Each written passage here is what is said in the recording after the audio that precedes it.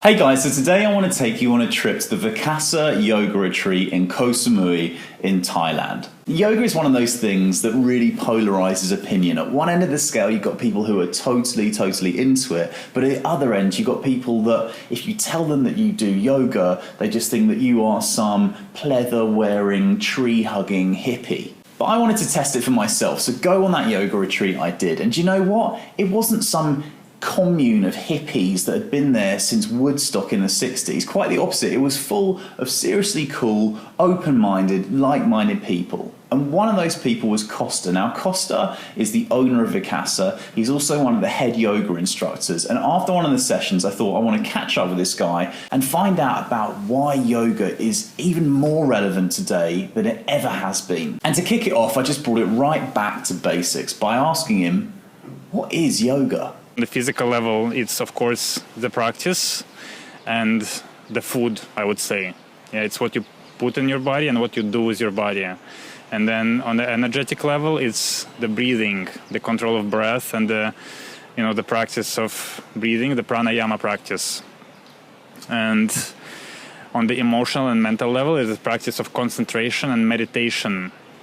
And then that ultimately leads you to spiritual practice. So we're kind of moving from the physical layers more towards the internal or subtle layers through the practice and through the lifestyle. Okay, so I understand what yoga is, but Kosta, seriously, we're all busy people. Like, why are we going to make the time for it? Why is yoga relevant to us? I'm very confident about one thing, that if you practice yoga, if you do the practice, it will enhance any other thing that you're doing in your life. Whatever your work is, whatever your job is, whatever your passion is, practice of yoga can enhance that through concentration alone. It's quite simple that if you improve your concentration, then of course you can concentrate on whatever you're doing better. And if you concentrate on whatever you're doing better, then the results will of course be better.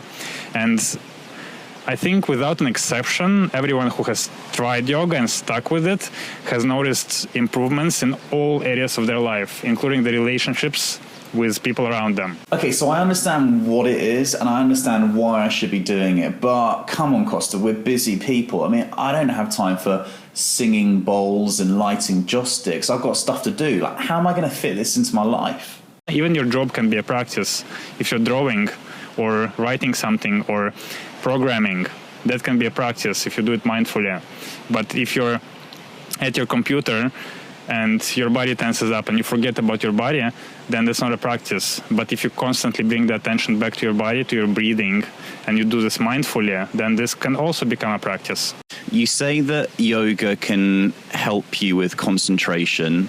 And I noticed that during the class, for instance, you would always come back to saying to us, notice what's going on inside your body. Like, have a think about how things have changed since even the beginning of the class. What do you mean when you say that, notice what's going on inside your body? And how is it that yoga can help with concentration? So what I'm doing is I'm just bringing the awareness back to the physical body.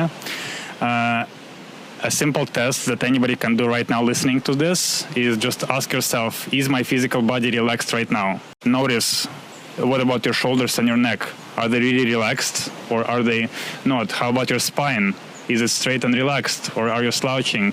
How about your breathing? Is it actually deep and slow and relaxed right now, or is your breathing shallow? So are you using your body, the functions of your body properly? This word mindfulness is something that's become very dare I say, fashionable at the moment, because I think we used to use the word meditation and perhaps that intimidated people and scared people, and now we've gone on to mindfulness. What exactly is mindfulness and how do we achieve it? For the everyday person, what does mindfulness really mean? To put it simple, mindfulness is just basically being in the present moment. It's when your mind is not occupied with either the future or the past. So you're staying in the present, basically, and you're mindful of what's happening with you at the given moment.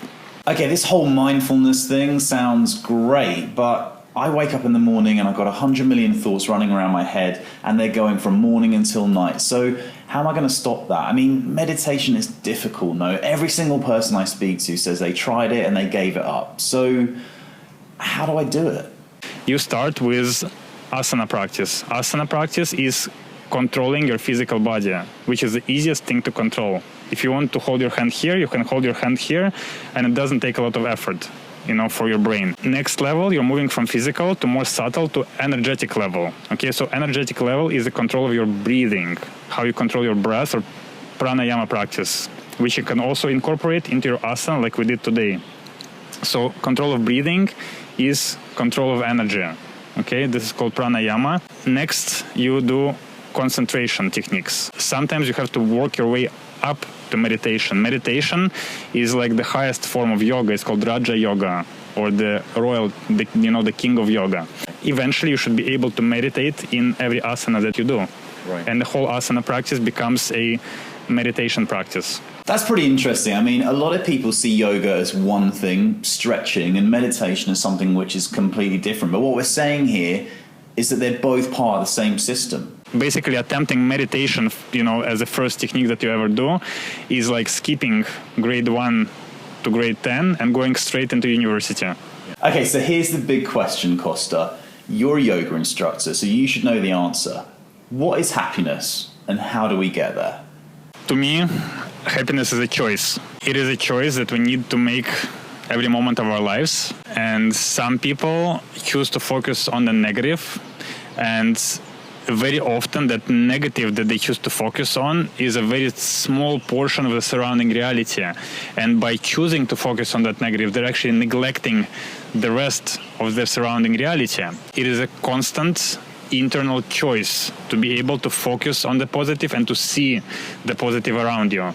And the more you practice that, the more you find the positive things to focus on, the more happy you become. And the more you're grateful for the things that surround you, the more happy you become. So happiness can come only from within. It is not relevant to, the things you possess or what you can buy, but to the choices that you make and to the things that you choose to see in this reality that surrounds you. So that's it. I hope you enjoyed the interview, guys. I want to say a massive thanks to Kosta, to all of the epic staff at Vikasa, to the yoga instructors, to the people that made my amazing smoothies every single day. I'm going to come back and see you really soon. What do you think, guys? Do you like yoga? Are you doing it? Is it working for you? Let me know what you think in the comments below. And if you like the video, give it a cheeky thumbs up and subscribe to the channel. There's loads of content coming out every single week, from 60-second chef to body and mind. So there's something for everyone. I'll catch you later.